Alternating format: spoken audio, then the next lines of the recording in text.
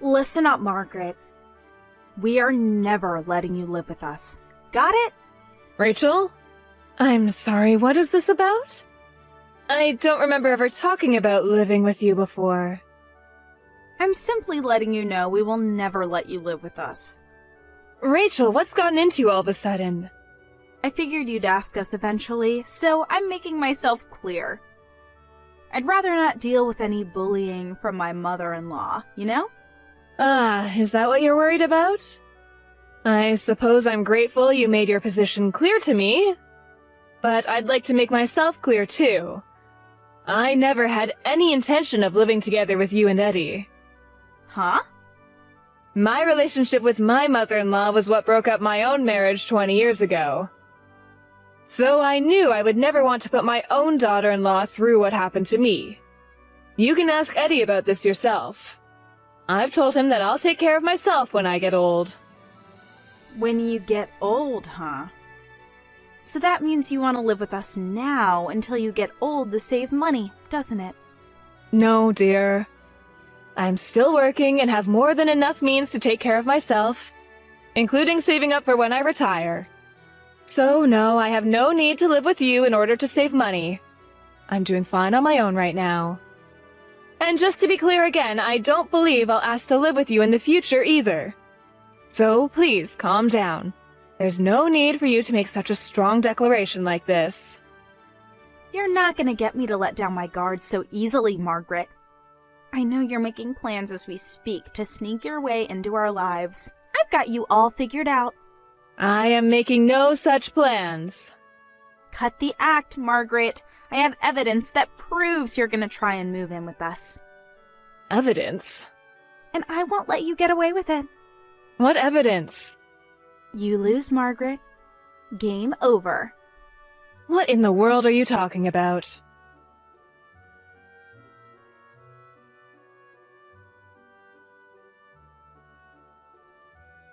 Hey, Mom. Sorry I haven't messaged you in a while.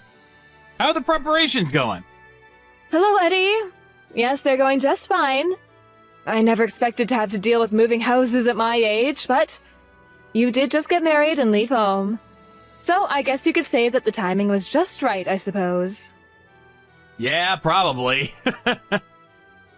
Tomorrow's the big day, huh? I mentioned this before, but I'm out of town on business and I won't be able to help you out. That's fine, Eddie. I went ahead and hired a moving company that will take care of everything, from packing to transporting and unloading.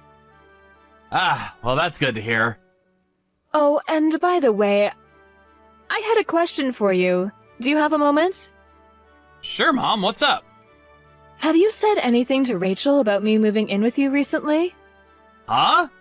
No, never. I mean, you've always said you had no interest in moving in with us. Yes, and my feelings on that are still unchanged. I thought so, and I've talked to Rachel about this before. What brings that up? Rachel sent me a line message the other day. She suddenly declared that she would never let me move in with you. That's weird. Why did she do that? I have no idea, that's why I'm asking you. But it seems like you don't know what's going on either. Yeah, that's news to me. I know we've never gotten along particularly well, but I have no idea what I could have said that would give her the impression I want to live with you. Yeah, I mean, you're moving tomorrow and everything. She's aware of that, so she's gotta know that there's no way for you to live with us. I thought so too. I wonder what in the world has gotten into her. Yeah, I'll try and talk to her. I get back from my business trip in 2 days. I'll ask her about it then. Thank you, Eddie, please do.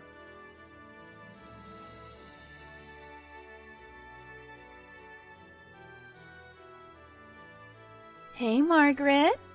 How's it feel? Was it lonely when you pulled up to our apartment, ready to force your way in with us, only to find it completely empty? Huh? Good evening, Rachel. Are you still going on about that? LOL, don't try and turn this around on me. I can only imagine the look on your face when you pulled up with the moving trucks, ready to barge in on our lives and start controlling us, only to discover we had already moved out before you got there. Rachel. I knew you were trying to force your way into our apartment, Margaret. I've known for weeks now. Sorry to rain on your parade, but we've already moved out of that house and into my parents' house. Your plan was a complete failure. But I do kind of feel bad for you. So, I tell you what, you take care of the place and I'll let you live there for 10 grand a month. Oh wait, that's right. You can't afford that on your measly little part-time salary, can you? I bet you don't even make 10 grand in a whole year. Too bad. Oh my, $10,000 a month? That's awfully steep. But even if I could pay that, I wouldn't. What do you mean? I mean, I'm living on my own, so I'm fine. What a sad, lonely way to retire. I'm not retiring for another 10 years. Yeah, which is exactly why you hatched your plot in the first place. Rachel, listen. What now? You're right, I did move today. But I didn't move into your old apartment. Huh? I was appointed by corporate to be the deputy branch manager at our new facility in Miami. So I'm renting out my old house and moving into a new one in the Miami suburbs. Deputy branch manager? Weren't you just a part-timer? Oh, I haven't been a part-timer for years now, Rachel. I joined this company soon after my divorce when I was trying to support my kids as a single mother, and they eventually made me full-time. And things have gone so smoothly after that I rose through the ranks to the point that they're giving me this new assignment. Wow. Now that I'm thinking of it, I'm sure I told your mother all about that when we first met before the wedding. Were you listening during our conversation? I could see how you would misunderstand things if you were only listening to bits and pieces at a time. I guess I wasn't.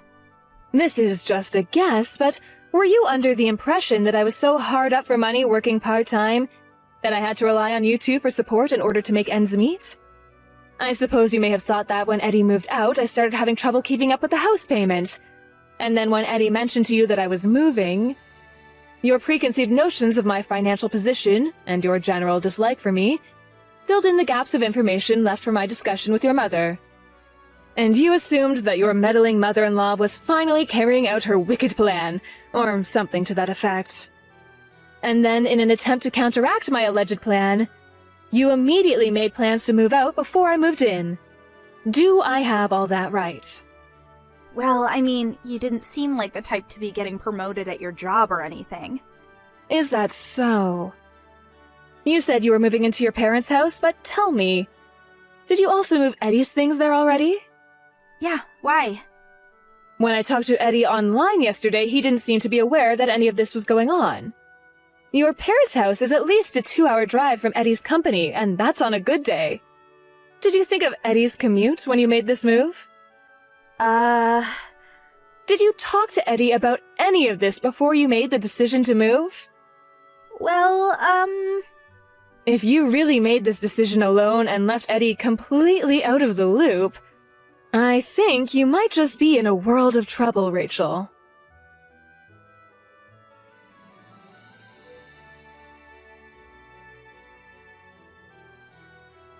Rachel!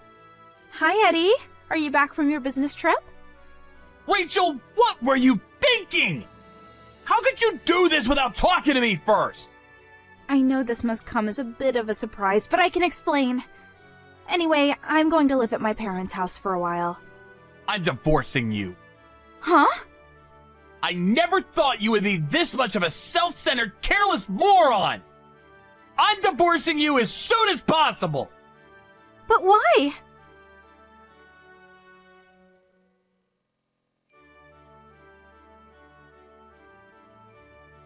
Margaret! Talk some sense into Eddie, would you? Oh, hello again, Rachel.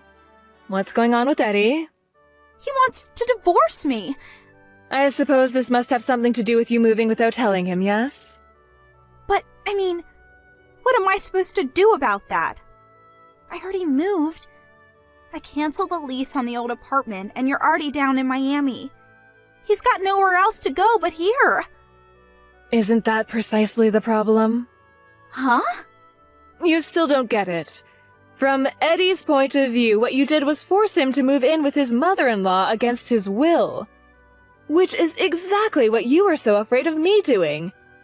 Despite, may I add, the fact that I had no such intentions. Wait. Oh no. so you finally get it. Oh no, I didn't mean to do that.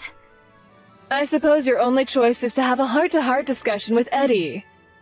I'll be staying out of this. You can work this out together as a couple. I wish the both of you the best. Margaret, you've gotta talk some sense into Eddie. Oh, you'd like me to give him some advice? Well, if I were to do that, it would probably be to tell him to divorce you. No, Margaret, you're supposed to get him to not divorce me.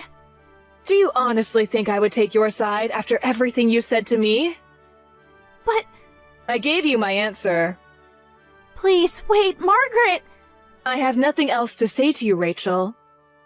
Goodbye.